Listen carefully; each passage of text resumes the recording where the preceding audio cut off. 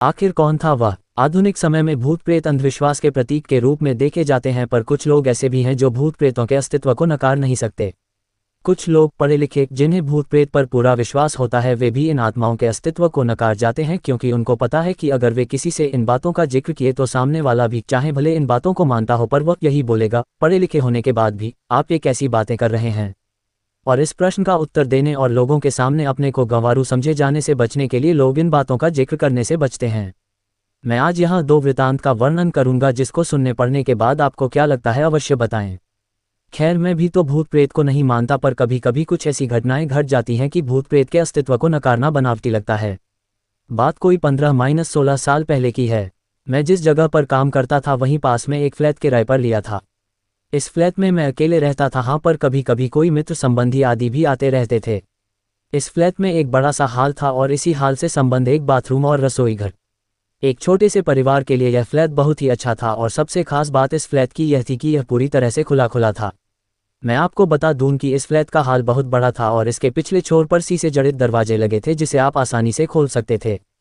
पर मैं इस हाल के पिछले भाग को बहुत कम ही खोलता था, क्योंकि कभी कभी भूलवश अगर यह खुला रह गया तो बंदर आदि आसानी से घर में आ जाते थे और बहुत सारा सामान इधर उधर कर देते हैं।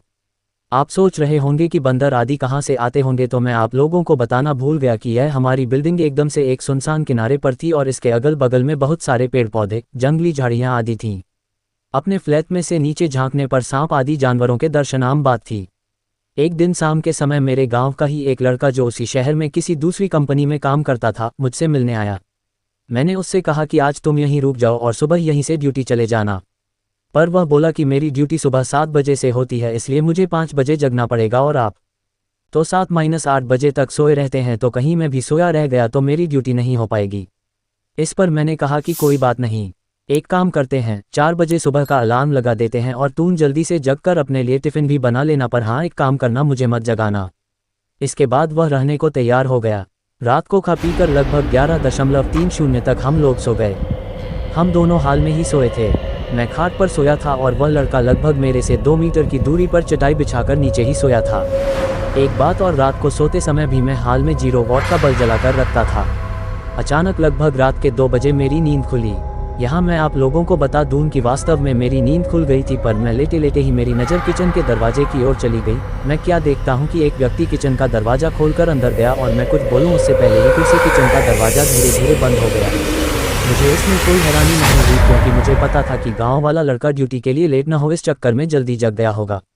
बिना गाँव वाले बच्चे की ओर देखे ही ये सब बातें मेरे दिमाग में उठ रही थीं। पर अरे ये क्या, फिर से अचानक किचन का दरवाज़ा खुला और उसमें से एक आदमी निकलकर बाथरूम में घुसा और फिर से बाथरूम का दरवाज़ा बंद हो गया। अब तो मुझे थोड़ा गुस्सा भी आया, और चूंकि वह गांव का लड़का रिश्ते में मेरा लड़का लगता है, इसलिए मैंने घड़ी देखी और उसके बिस्तर की ओर देखकर गाली देते हुए बोला कि बेटे अभी तो 3 भी नहीं बजा है और तूने जगकर खटपटा शुरू कर दिया। अरे ये क्या, इतना कहते ही अचानक मेरे दिमाग में यह बात आई कि मैं इसे क्यों बोल रहा हूँ, ये तो सोया है।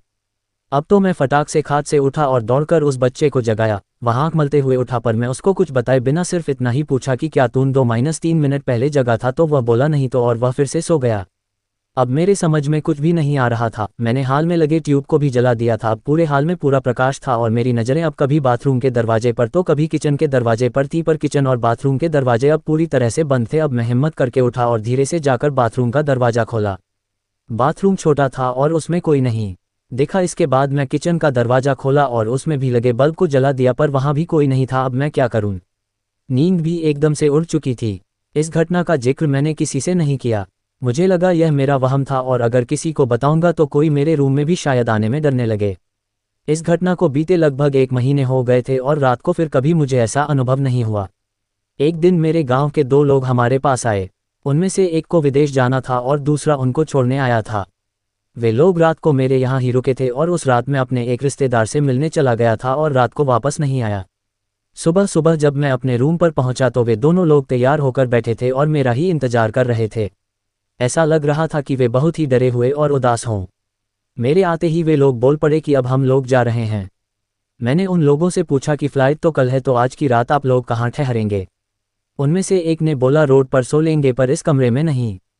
अरे अब अचानक मुझे 1 महीना पहले घटित घटना याद आ गई। मैंने सोचा तो क्या इन लोगों ने भी इस फ्लैट में किसी अजनबी आत्मा को देखा?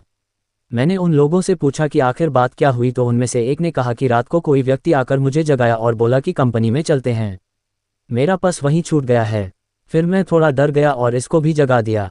इसने भी उस व्यक्ति को देखा, वह देखने में एकदम सीधा साधा लग रहा था और शालीन भी। हम लोग एकदम डर गए थे क्योंकि हमें वह व्यक्ति इसके बाद किचन में जाता हुआ दिखाई दिया था और उसके बाद फिर कभी किचन से बाहर नहीं निकला और हम लोगों का डर के मारे बुरा हाल था। हम लोग रात भर बैठकर हनुमान का नाम जपते रहे और उस किचन के दरवाजे की ओर टकटकी लगाकर देखते रहे, पर सुबह हो गई है और वह आदमी अभी तक किचन से बाहर नहीं निकला है। अब तो मैं भी थोड़ा डर गया और उन दोनों को साथ लेकर तेजी से किचन का दरवाजा खोला, पर किचन में तो कोई नहीं था। हाँ, पर किचन में गौर से छानबीन करने के बाद हमने पाया कि कुछ तो गड़बड़ है। जी हाँ, दरअसल फ्रिज खोलने के बाद हमने देखा कि फ्रिज में लगभग जो 1 किलो टमाटर रखे हुए थे वे गायब थे और टमाटर के कुछ बीज, रस आदि वहीं नीचे गिरे हुए थे और इसके साथ ही किचन में एक अजीब गंध फैली हुई थी। खैर पता नहीं ये हम लोगों को वहम था या वास्तव में कोई आत्मा हमारे रूम में आई थी। मैंने इससे छुटकारा पाने के लिए उस फ्लैट को ही चेंज कर दिया और दूसरे बिल्डिंग में आकर रहने लगे।